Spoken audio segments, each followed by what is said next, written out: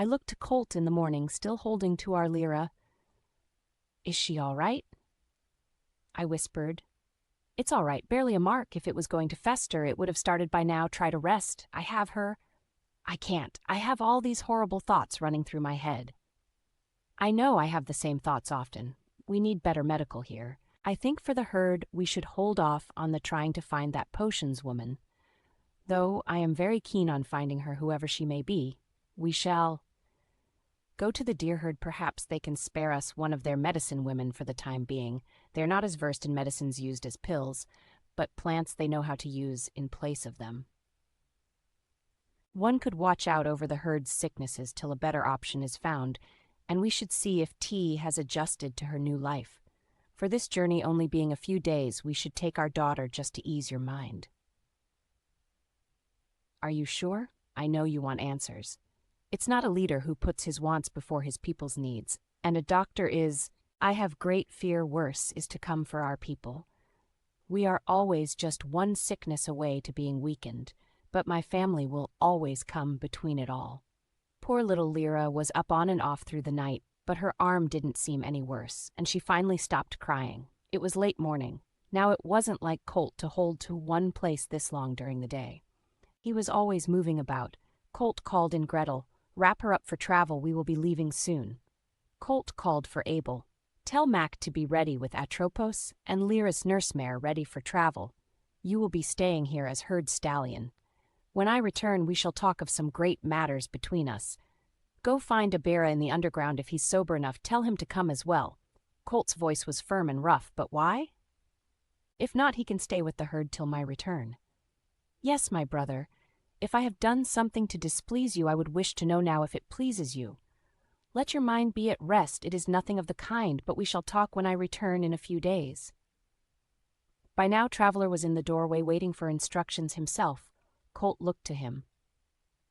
"We will only be gone a few days. I know it might not be to your liking, but I would like you to stay here with Abel. Keep an eye out for anything off-putting, no matter how small. Understand?"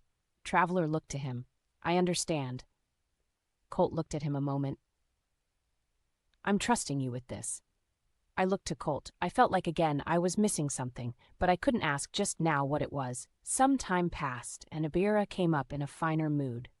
Then last night, as he waited by the edge of the herd's camp, "Ah, good morning," he said with a smile as Colt asked, "Sleep well?" Abira nodded slightly, stretching his back. "Indeed, that Abel lad said we are going to the deer herd. I have met a few that are further out near the land. I ponder if they are the same in their ways.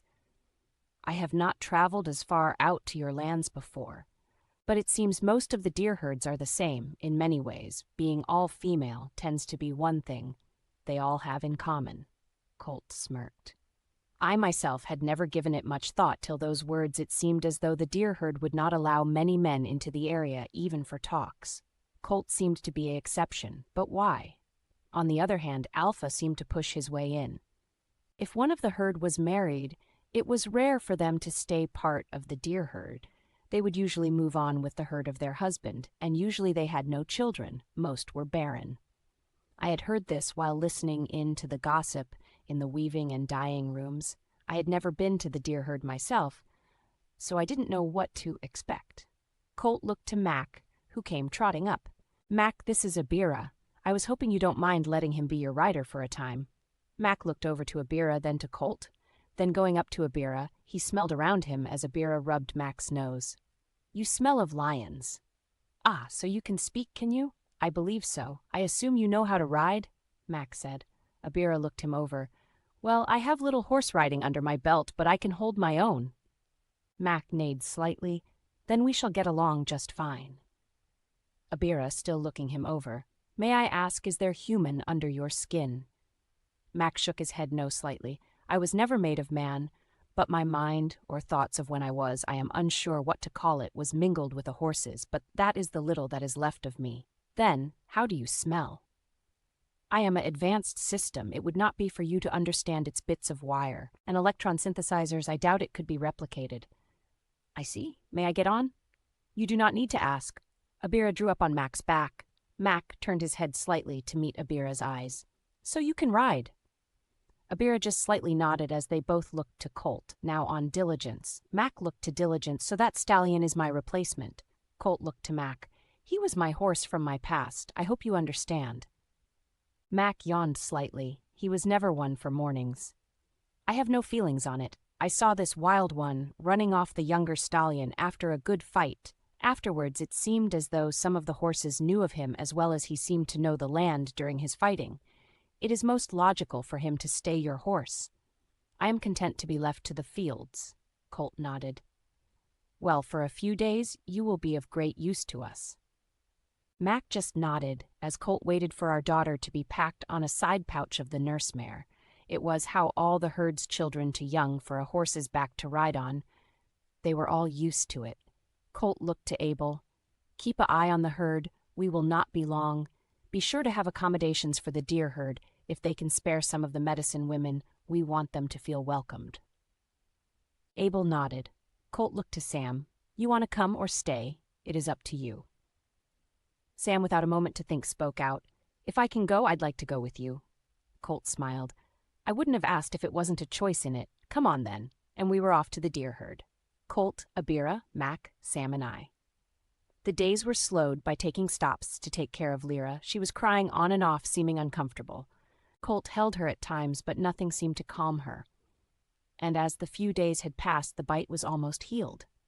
Perhaps it was just the unfamiliarities of us we had left her so young. She must have grew attached to others, and I was glad she had them. If something ever happened to me, I would want her to be able to find some comfort with others. A day later than expected, we made it to the deer herd midday.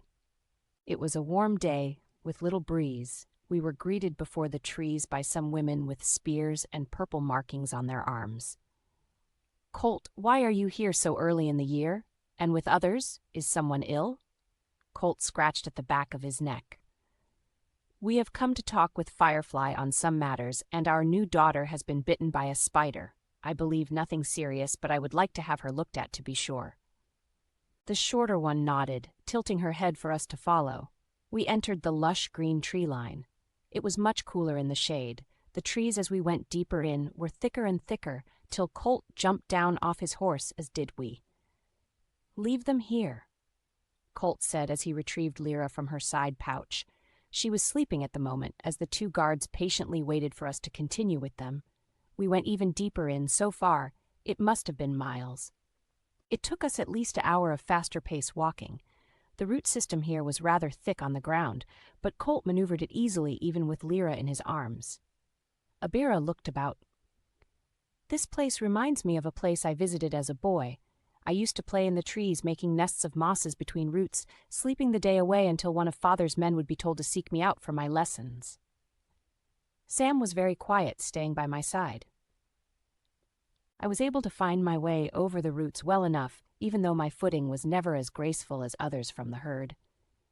Finally, I saw at the deer herd's camp.